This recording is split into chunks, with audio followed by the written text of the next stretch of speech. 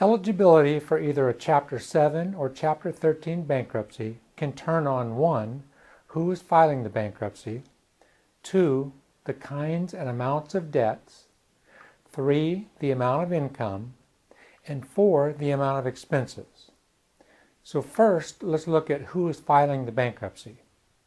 If you are a human being or a human being and his or her spouse, you can file either a Chapter 7 or 13 case. If you are part owner of a partnership or corporation, that partnership or corporation cannot file a Chapter 13 case, but it can file a Chapter 7. And it can do so whether or not you also file one individually. Next, the kinds and amounts of debts. If you have primarily consumer debts, which means more than 50% by dollar amount, then you have to pass the means test to be allowed to be in a Chapter 7 case. Chapter 7 has no restriction on the amount of debt allowed.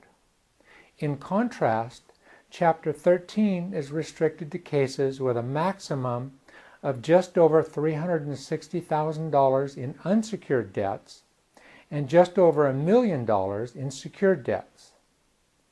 Next is the amount of income.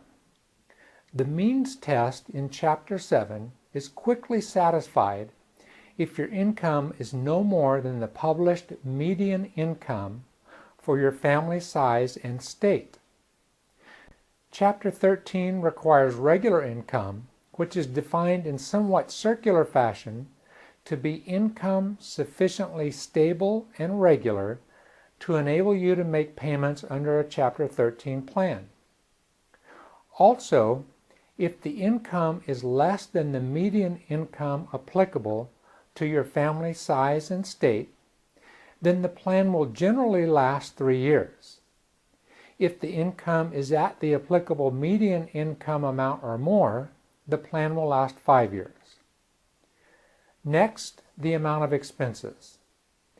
In Chapter 7, if you are not below median income, then you enter a largely mathematical test involving your expenses to see if you pass the means test and are eligible for filing a Chapter 7 case.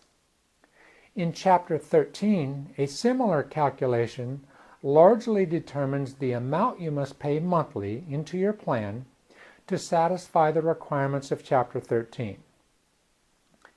Choosing between Chapter 7 and 13 can often be very obvious and simple, but there are at least a dozen major differences among them, ones that you may well not be aware of.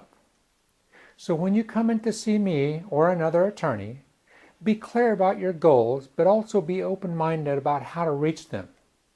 You might have tools available that you were not aware of. Give me a call and we'll discuss what your goals are and how we can help you reach those goals.